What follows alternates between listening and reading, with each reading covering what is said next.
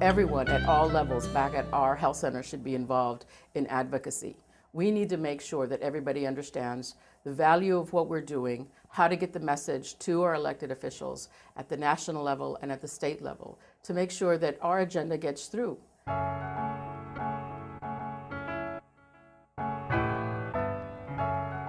Custodians, operators, registration clerks, dental hygienists, administrative people, our board members, the family of all our staff members should be right there in the forefront, making those calls, signing those petitions, sending those emails, getting the word out as soon as possible when we have an alert.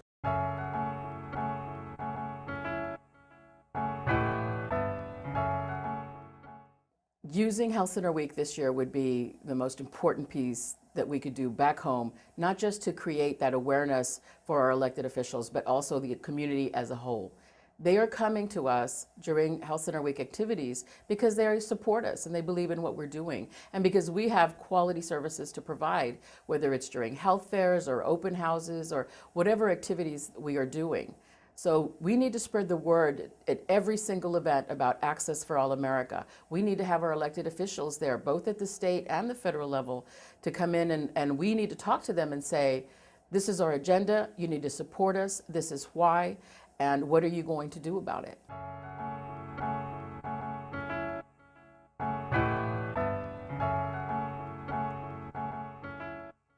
Every individual has a responsibility to make sure that they are aware of what's going on at their own health center.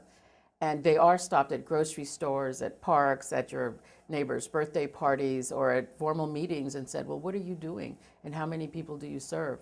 So it is imperative for us to make sure, as administrators, that we are gathering that data and sharing that data in such a way that all staff members and board members and everybody that we're sharing it with can actually understand what we're saying. So let's not make the data complicated.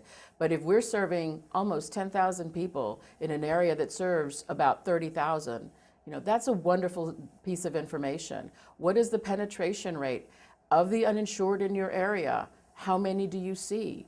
Of those that are at poverty, how many of those do you see? And I think that even our own staff sometimes is surprised to learn our penetration rate. And those penetration rates, that's key information. So in addition to that, you also want to spend a little bit of time on the clinical outcomes and making sure that we're giving that data so that we're also telling them it's not just about the numbers, it's definitely about the quality as well.